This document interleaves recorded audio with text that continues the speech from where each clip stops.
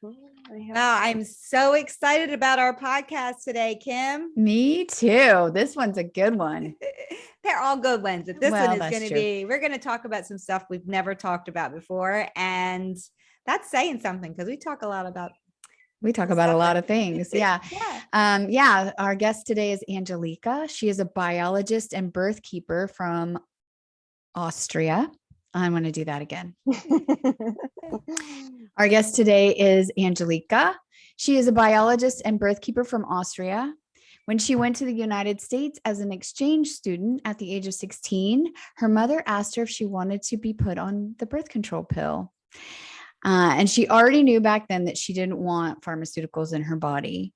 A few years later, she read a book about natural birth control and discovered that knowing about our cycle and owning our fertility, meaning not depending on anything or anybody, is the foundation for the whole life as a woman.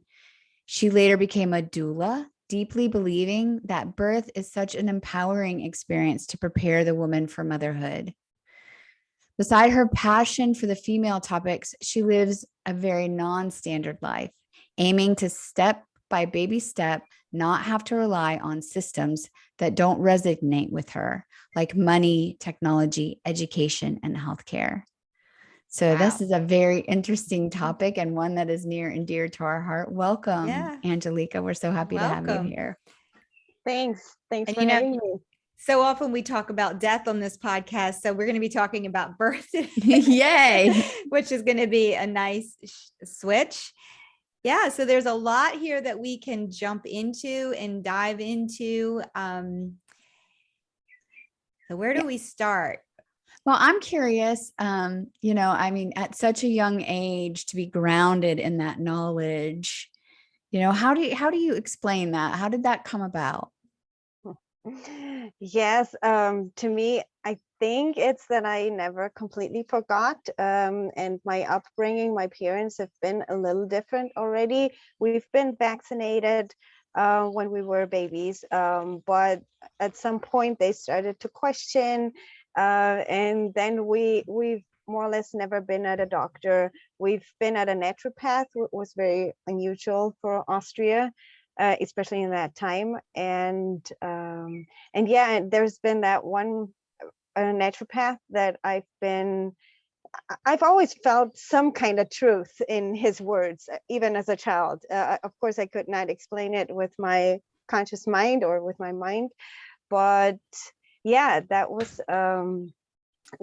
sure one being that influenced me in a non-communicative way, so to say. And yeah, okay, I'm not too sure if that was that was the way I wanted it to go. Maybe we can go again. Yeah, sure. Also, the thing fell out, so I was like, okay, maybe we can do it. We'll ask again. Do over. Okay. Take two. Okay.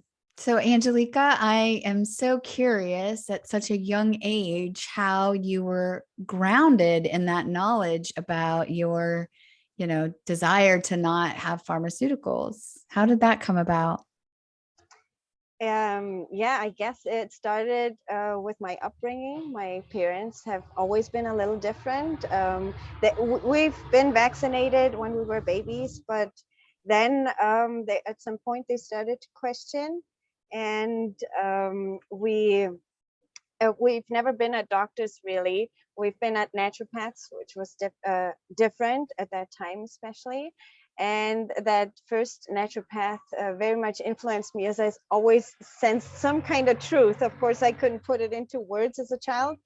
And yeah, and he did speeches, and as soon as I was able to go to speeches, I went to his speeches and wanted to learn more. And yeah, and it was for sure through this connection with this naturopath that I never completely forgot. I guess that's how you can put it. Yeah. And then you went gift. How did that go from that point to becoming a doula? Yeah,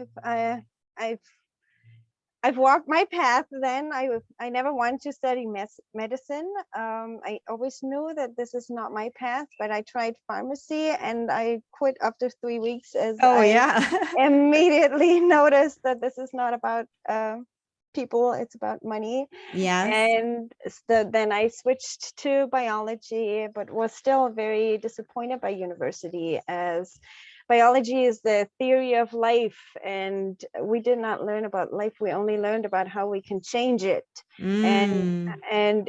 and what was hardest for me was we we were told we needed to improve life, we needed to improve nature, and that was just nothing that I was willing to accept. Wow. So you were at what age you knew that nature did not need to be improved upon? You were in your 20s? Yes, early 20s. So I went to university at 19, and Mm-hmm. yeah, that was 2022, something like that. And I just really didn't, so rebelled against the attitude in university. I just felt so was so painful to be in this attitude of we need to improve nature, we need to make it better, we need to make square sized tomatoes. I'm like, no, we don't. All right. Well, and if you say we need to make square tomatoes, please admit that it's about the money. Yeah, right. right. Yeah. Yeah. Yeah, And so just they fit on the shelf nice. Exactly, exactly. and with And that, as part of life, right? You got it, you're connected to some deep knowing that you are already perfect. yes, Yeah. yes, we are perfect. And when things are not perfect, it's not, nature is not perfect. It's we did something, so nature needed to respond different, right? Mm. But we itself will be perfect beings, and making this experience here on this planet, and we are here to learn how to live in this 3 dimension, and how to do these survival things, is how to get food and shelter and all these things. But yeah, I think there is a way that we can do it with nature together, and perhaps that's the reason why we are here, to find exactly that out. Yeah. Yeah. I was thinking about just how in healthcare, so I'm a nurse practitioner and been in the healthcare world for about 30 years. And I was thinking about just in my lifetime, my career, for example, um, I worked in the cardiac intensive care unit, and it was all about cholesterol in the day. Like it was all about if you have a high cholesterol, that's what caused your heart disease. And then we're going to get your cholesterol lower, and then you're going to be fine. And now what we know is that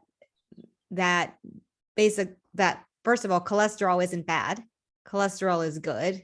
You need it. Second, that when cholesterol becomes inflamed or oxidized, like you said, it's a response to something. So it's not It's not the problem. it's not causing the problem. It's a response to a problem that we have created, right? So it just flips it on the head. And then the other one that has been in, Alzheimer's is we're like, oh, Alzheimer's. And then they found amyloid plaques in people's brain. And then like, oh, we're going to get rid of the amyloid plaques. And now we're going to get rid of Alzheimer's. And now what we know is those plaques were the body's most perfect response to an insult, to damage, so it was the brain actually trying to protect itself from some dumbass thing we were doing. It's Exactly. but instead we say, no, the body's dumb, Right. and we need a pharmaceutical that we can charge a lot of money for so we can fix how stupid the body is. Right. Exactly. So I love how you define yourself, or you as a birth keeper. And obviously that's the work of a doula, but can you expand on why you use those words, and kind of what your work is in this area? Yeah, sure. So after I studied biology, I then wanted to become a midwife, which didn't work out. The system didn't want me. And then by now I know this would have not been my path. It would have been way too painful for me to go through the education in the system. And then I heard about doulas. I never heard about doulas before. And when I heard that, it just like there was some bodily sensation that just really called me to the education. And yeah, it opened a whole new world for me of birth. So I've always felt the magic around birth, and with becoming a doula, it started to make sense what I experienced. And there's different approaches of becoming doulas, and there is also the way where it's about entertaining the woman and dancing with a woman and doing things with a woman. But in fact, that's not my approach. There's been two people that influenced me a lot. That was Ina May Gaskin and Michelle Audin, and I had the joy of getting to know them personally. And Michelle Audin and Liliane Lamas also.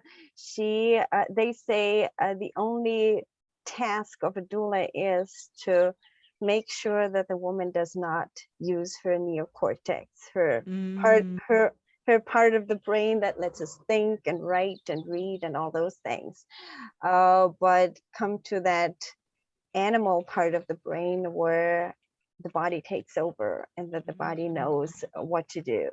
And that kind of definition to me is more reflected in birth keeper than in doula, and that's why I chose to use the word birth keeper, even though I'm trying not to get too focused on labels, because in the end it's another label, right?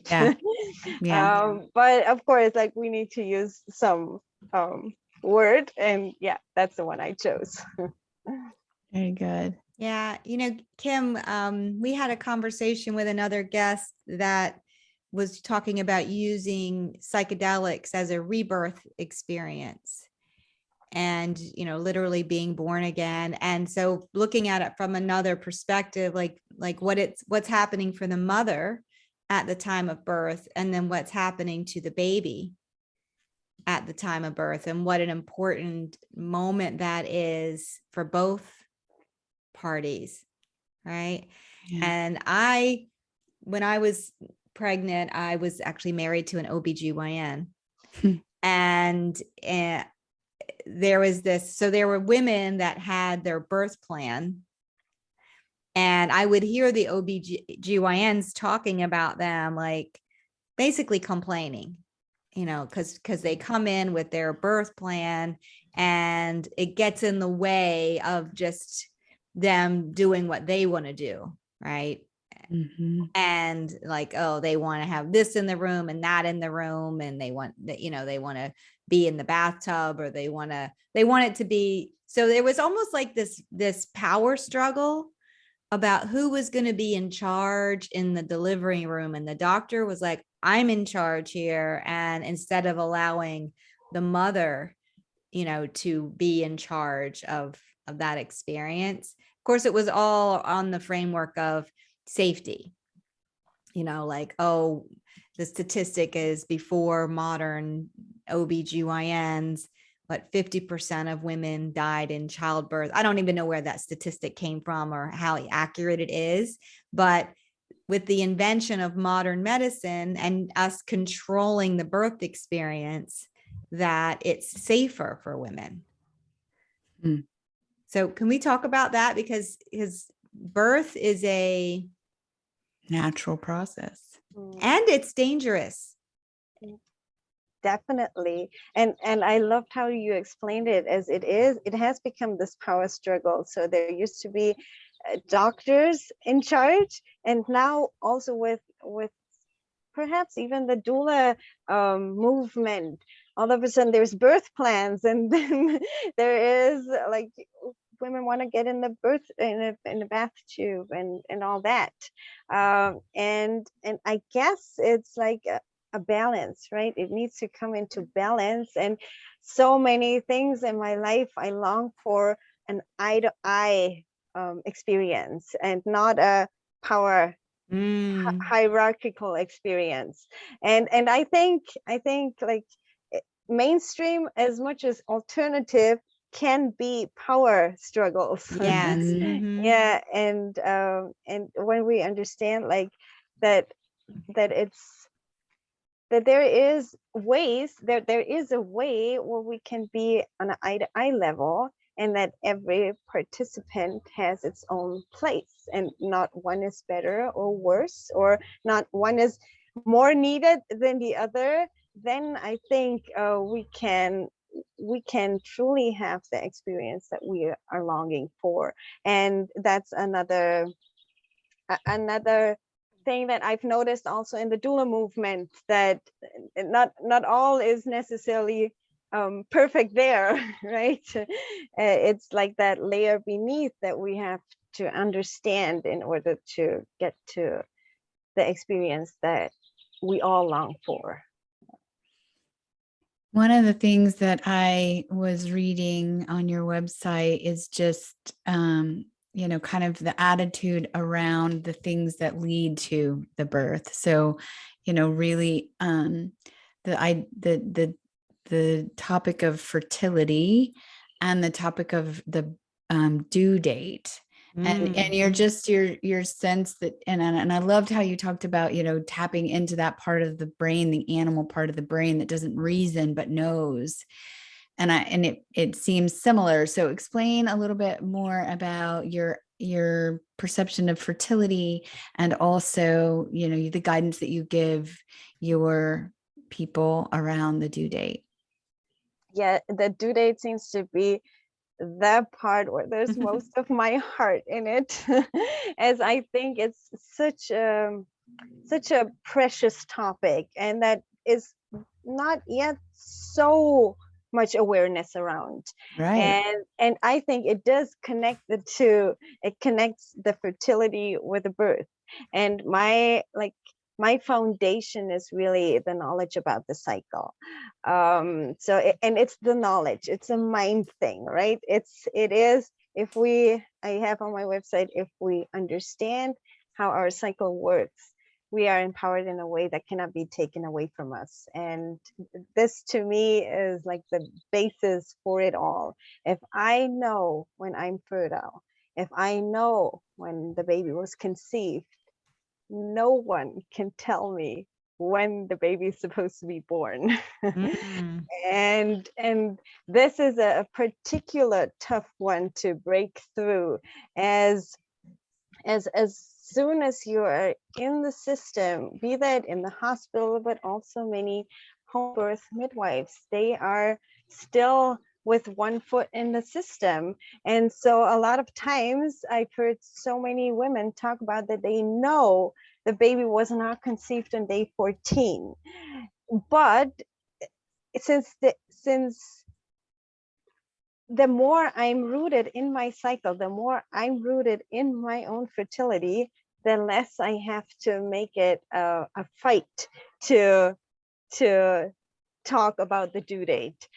But that's not very widespread yet. When I'm not rooted in it, then like the doctor is still it's so hard to get on an eye-to-eye level with the doctor, right? Because like the whole society, like so many decades, they are just above us in the white coats and everything. And yeah, and then a lot of women, they lie about the due date or the first day of the last period, and also midwives might lie about it. But to me, if you build the whole birth experience on a lie, it's not as easy, or let's say it puts a lot more challenges into your way to have the experience that you're truly longing for. And so that's why I feel that if we are so confident to know when the baby was made, and we have the awareness that this is important to know, then we can be a lot more confident about the due date. And then in another step, is the due date really that important? And that's what I've written on my website. Like, not all apples fall from the tree at the very same time. There is space, and yes, we know apples, like the majority of apples will fall down from the tree in September, but it doesn't have to be September 2nd or September 28th.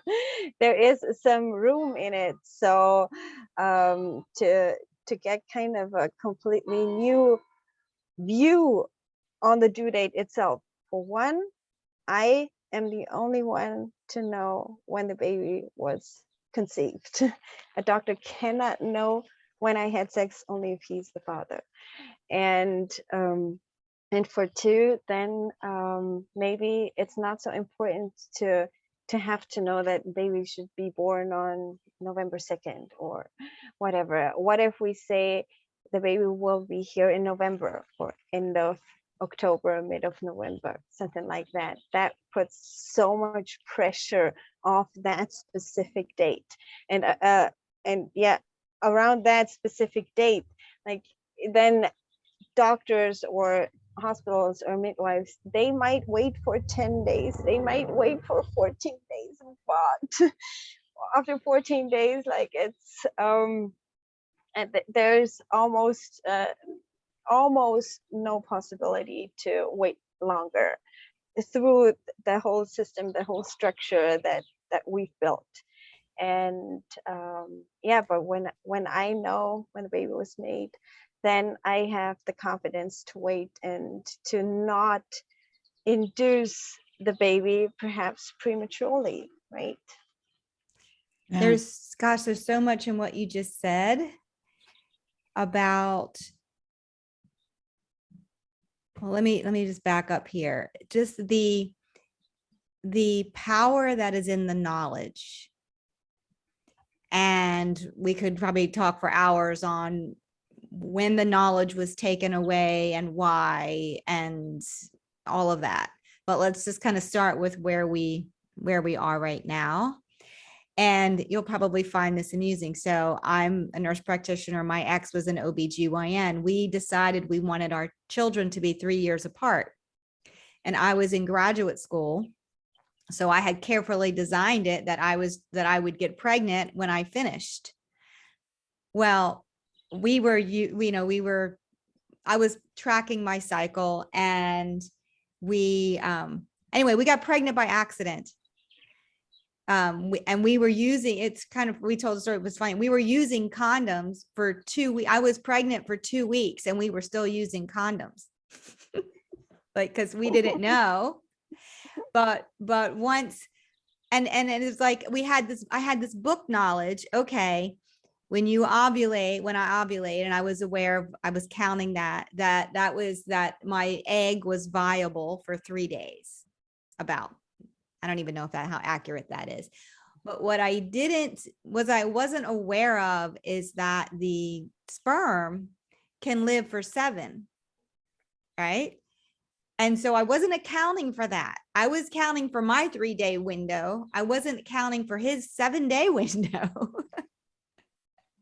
And so all of my planning and my birth control was all around my 3-day window. So it was like, how is it that you have umpteen years of education and this is your specialty and I have all these, and we still messed it up. So this is like an example of how you can have all of this kind of book knowledge and not really, and almost like the book knowledge becomes a barrier to just really paying attention to. And so, what I told my daughter, I was like, you wanted to be born. I said, we were trying very hard not to be pregnant. And you were like, I'm coming in. Exactly. And I love that you bring that up, as this is such a perfect example. There is so much misinformation about our cycle out there and about ovulation in particular. And as you say, your husband or your ex-partner was an OBGYN, and he in school learned the wrong knowledge. There's these two major myths around the cycle. The one is that the cycle is supposed to have 28 days, and the other one is that ovulation takes place on day 14. And based on these two misinformations, so much like comes from it. Yes. And it's, yes, the cycle can have 28 days and ovulation can take place on day 14, but doesn't have to be that way. And also that the sperm survives up to, my knowledge is they survive up to 6 days. That's what I know. And my knowledge is that ovulation, like the egg, is actually just fertile for a short window of time between 12 and 24 hours. So it's not even the 3 days for the egg. But yeah, of course, if you combine that together, then you have that base. And I think once we understand how the cycle works, and not just learn numbers from books without like really connecting. And I remember I learned about the cycle in school, like perhaps every year in some subject, once in biology, Right. once in German, whatever, and with the hormones, and I never understood it. It never made any sense to me, and especially when comparing it with my own Lived experience. Yeah. with my own experience, it was like, huh? I just I can't put it together. But then there is an Austrian, it's interesting, there's an Austrian doctor, and there's also an Australian doctor couple. It was a couple in the 1950s, and they both discovered around the same time the knowledge about the cycle. The Austrian doctor, he observed about 400,000 cycles. Like, wow, that's a number, right? 400,000. I don't think that there is one pill product on the market that has a study of 400,000 behind. Right. And again, both the Austrian couple as well as the Australian couple, they discovered the same way how the cycle works through their observing cycle over cycle over cycle of so many different women. And what, like, it all makes sense, right? It like when you first hear about it, once you understand, it makes sense. It just makes sense that how the body makes sure to potentially reproduce, right? And yeah, and that's just like, for example, the other day I talked to a friend and I shared that the cervix is open twice a month. Like twice a month, that's not the correct, because it doesn't have to be a month, right? But it's during a cycle, it's open twice, when blood needs to get out or when sperm are invited in. And that just makes sense, right? Yeah. That's not rocket science. That's not, it just makes sense that that's how the body And does it's it. so beautiful. Like, isn't that just beautiful that the intelligence of the body is such that that's the way it works? I It, loved how we kind of started this whole conversation, which is, we're not broken, and nature is perfect. And yeah. it's so well thought through, and there is what I like to call a natural common sense in it all. Right? It's yes, those two doctors needed to make all those studies in order to discover it, and I like the word discover, right? Discover. Yeah. Yes, it took us some time to understand that, but once we understand, it's like, it's clear. It's obvious. I was thinking about how often we as women think there's something wrong with us, right? And just that your cycle is supposed to be 28 days. So if you have anything different than that already, you're broken somehow. Exactly. And how Exactly. many women get put on the birth control pill to make them regular? Exactly. It's like, so, right? And so then they think, then they get to be not broken when they were not broken to begin with. And then the birth control pill increases the rate of depression by at least 30%. So now you have someone who was not broken taking a pill every day that is actually creating illness. Exactly. Wow. Exactly. And another, so the length of the cycle, that's one thing. And then the other thing is, for example, the discharge that we all experience. Yes. That was a major one for me. Like, I was so insecure, thinking like, am I sick? Is that the way it's supposed to be? And I did not have the confidence to talk to Ask friends or my questions. mom, or I did not have a circle of women around me that I felt safe to talk about those kind of things. And now, like, looking back, it's like my body did exactly what it was meant to be doing. It started to producing this fluid in order to then have sperm, enable sperm to survive, because of course perhaps someday my body wants to reproduce, right? And that was actually, for me personally, was a major one, to understand that what I was seeing at some parts of the cycle was nothing wrong. It was no sign of sickness. It was nothing to be suppressed. It was nothing to be managed or anything. It was exactly the way it was supposed to be. Yes.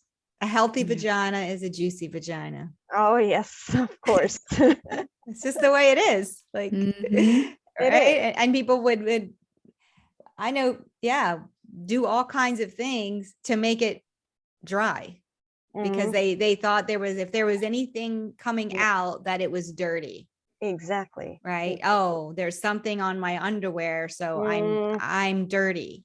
Exactly. And it's like, no, that's actually a sign of Health. health.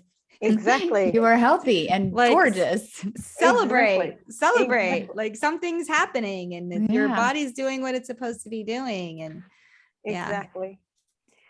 So the more we can receive that message and give that message. So it's let's shift gears just a little bit, Angelika. I am so curious about your experience breaking free from systems and yes. your desire to not use government sponsored currency. So can you talk a little bit about that journey? Yes, I can. This has been quite a journey. Yeah. And it has involved like a lot of personal things happening in my life. But like, if I think back, I remember when I was beginning of 20, I was like, the world is mine and I can change the world, and had this kind of attitude. And I was having discussions with my parents, as they would be like, you will come back for money one day. and I was so sure. I told them, like, I won't ever be doing stupid 9 to 5s. And yeah, and that's the way how they responded. And I ended up having some 9 to 5s. Yeah, I ended up giving it a try, but to be honest, it was like really a short period of time where I did that. And then in my last 9 to 5, it got so bad and I just needed to quit. Like, there was no way out other than out. And yeah, and then life started showing me this kind of life I was talking to my parents all these years ago. And I cannot explain everything with my mind, but yeah, like one experience after another, my life has like has given me opportunities to not have money in the focus. And I started like giving it a try. And yeah, and so it's been like like a million steps, I guess, that I needed to walk until I am where I am right now. And there's things like insurance and residency and bank account and all those things that one at a time. I was curious. I wanted to learn about it. I wanted to experience what does it feel like, and I gave it a try, and yeah, I'm You gave it a try, you experienced letting that go. So you let insurance go, and then you let having a home go, and then you let your bank, you closed your bank account. So you experienced not having a bank account. And exactly, and of course I've spent a lot of time like uh, learning about these things, and I have such big interest in so many things like cryptocurrency. I learned about cryptocurrency. It made so much sense to because I do think it's wonderful to have possibilities to exchange, right? It's not like money is all bad, even though I've tried that path too. But by now I'm like, yes, there is a purpose in exchanging value. It's not that Yeah. we have to do it all for free, but like doing it through government and through this absolutely broken money system, that if you think, if you even just start thinking, makes no sense, like how much, how often things are taxed, like the money I earn is taxed already, and then the money I spend on food is taxed. And if I want to give money to like my grandchild when I die, then they have to pay taxes, like it's a million time tax. And still there is no state, I guess, on this planet that has positive numbers. Like all states are in debt and everything. And yeah, and then and I those are things that I there was always been a rebellion in me, and those things never made sense, and I was so frustrated about it. And especially those last years, solutions start to come up, and I feel so drawn to these solutions, and I learn about them, and perhaps they are not the end goal yet either. For example, Bitcoin. I'm not a huge fan of Bitcoin. I think it's the same mistakes we are making in money, we are making in Bitcoin. But still, perhaps it is one step towards like out of the system and towards something new. And there is wonderful projects. Perhaps a project that I'd like to share here is Cordal, which is a cryptocurrency project. But not only that, they also have a private messaging option on their platform, and you can do your websites on their platform. And I was just hugely inspired by people who dare to think other thoughts and to dare to think big. As of course, like in my life, I just have like this opportunity to change like certain things, but then there's people that think bigger, and I want to support those people who think bigger. And yeah, so it's been a wild journey, no doubt about that, but also a very, very interesting one. And I think you're thinking pretty big. I like your big thoughts. Yeah.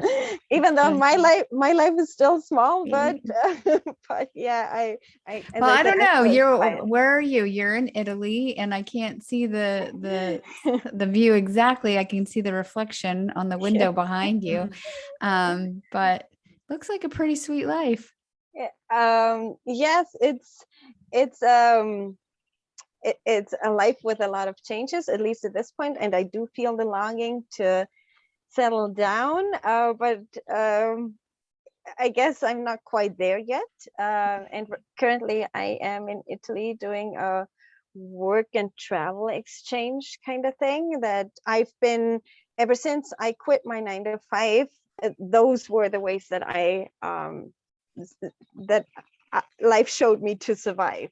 So I did a lot of trading so I can have food and shelter in in exchange for work. And I've done all different kind of things, from cooking to currently I'm on a permaculture project. I'm very, very excited to learn more about, as this is where I want to move my life towards, to get off grid, get like the supermarket is my next big one that I want to get rid of, Yeah. and we'll see how that will unfold. Yeah. It feels like we're at this time where humanity has done the best that it has been able to do with their level of consciousness and the resources. And we've also made a lot of mistakes.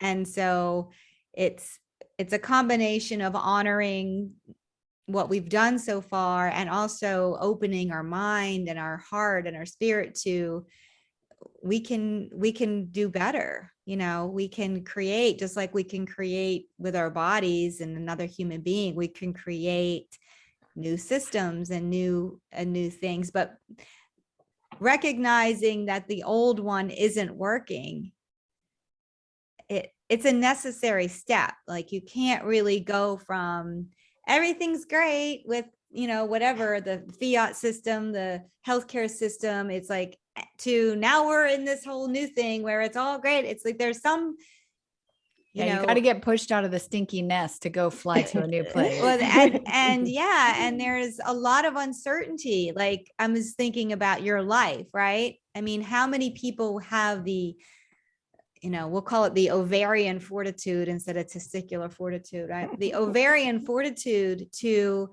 live with the level of uncertainty that you have learned to live with. And it's been a path. It's certainly been a path, and there's of course been so many challenges, and sometimes I tell people that it's not that my life is without challenges, it's just this is the path where I'm willing to face the challenges. Yeah. And some others might be willing to face the challenges in the system, but I'm just not. Yeah, I just cannot do it in the system, and it has taken me a while to get okay with the world being the way it is, and not being in that constant fight, in that constant this is all wrong and I have to be against it.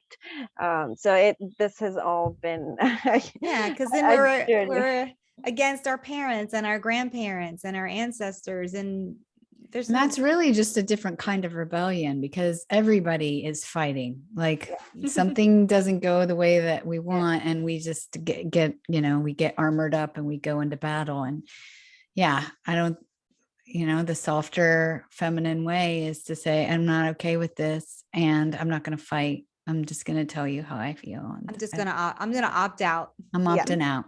Exactly. Trying something different. Well, Angelika, are you ready for the lightning round? I guess. What rules have you chosen to rebel against on your journey to health? To own my cycle and to own my fertility. That's I guess what I can summarize it to. Owning my fertility, owning my cycle has given me as a sort of self-confidence that I have not been able to get from anywhere else. And of course, like, I have a whole lot of list of things where I don't do what I would love to do, but there is with my body, I'm pretty I'm pretty clear that nobody is allowed to do anything to my body where I do not consent to, and especially when it comes to womb. And I'm not a mother yet, but if I ever become one, no doctor is gonna be allowed to come near. Very good. At least like not. Perhaps I will need it, but yeah, then I will know that I truly need it. But yeah, that's. Yes. All right. All right, Angelika, what does it mean to you to be holy? What does it mean for me to be holy? To be in my body. Mm, Yeah. Yeah. beautiful. What do you want to say to a listener right now to help them rise up? Learn about your cycle. Yeah. know how it works, and yeah, give yeah. And Perfect. be in your power. Yeah. Yes. Well, All thank you right. so much, So much. Angelika, for Yeah. being our guest. This was a And fun a role conversation. model for, for really embracing the intelligence of our body and being willing to take risks in alignment with our values. It's beautiful. Yeah, and Angelika works with people privately, and her website will be in our show notes. And as she's already said, she likes to work with crypto and trade. So that will be an interesting, different opportunity for you if you decide to work with her to experience not just the whole fiat currency, but some other way of exchanging your love and energy and knowledge together. So Yeah. thank you so much. Her website is thefemalecycle.love. Mhm. Yeah. Thanks for joining. Thanks so much for having me.